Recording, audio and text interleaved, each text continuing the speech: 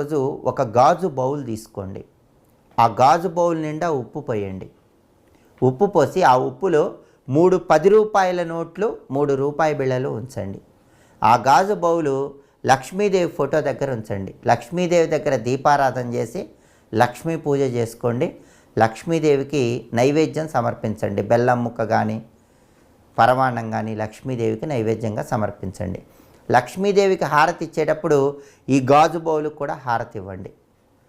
ఇలా లక్ష్మీ పూజ పూర్తయిన తర్వాత ఆ లక్ష్మీ పూజ దగ్గర ఉంచినటువంటి గాజు బౌల్లో ఉన్న 33 రూపాయలు అలాగే ఉంచండి. 3 10 రూపాయల నోట్లు, 3 రూపాయి బిళ్ళలు అలాగే ఉంచండి.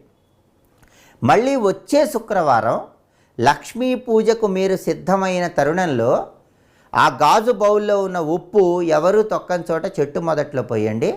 ఆ ఉప్పులో ఉన్న 3 10 రూపాయి నోట్లు, 3 రూపాయి బిళ్ళలు అంటే